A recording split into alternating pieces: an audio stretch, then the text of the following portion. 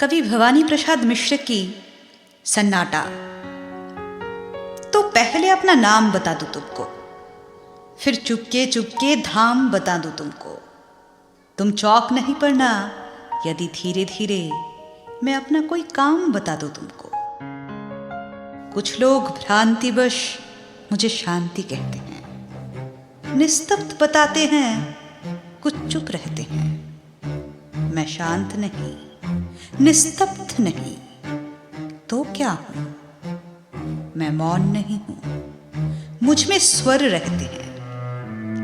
मैं सन्नाटा हूं, फिर भी बोल रहा हूं। मैं शांत बहुत हूं, फिर भी डोल रहा हूं। ये सरसर, ये खरखर सब मेरी है ये रहस्य, मैं इसको खोल रहा हूं। तुम डरो नहीं, वैसे डर कहां नहीं है, पर खास बात डर की कुछ यहां नहीं है। बस एक बात है, वो केवल ऐसी है, कुछ लोग यहां थे, अब वो यहां नहीं है।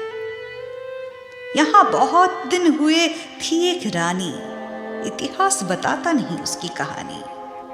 वो किसी एक पागल पर जान दिए थी उसकी केवल एक यही नादानी।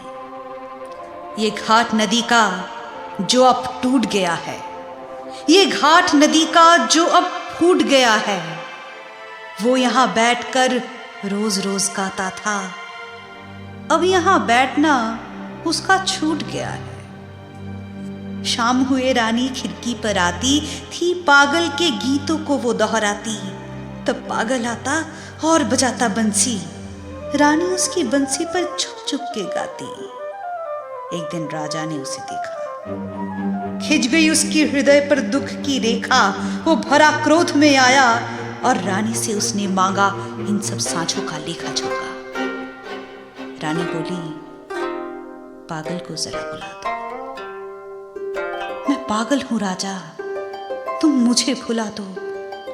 मैं बहुत दिनों से जाग रही हूं राजा, बंसी बजवाकर मुझको जरा सुला दो।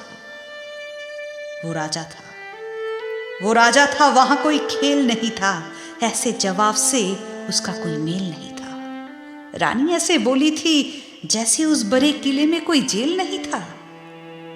तुम जहां खड़े हो वहीं सूली थी, तुम जहां खड़े हो वहीं सूली थी।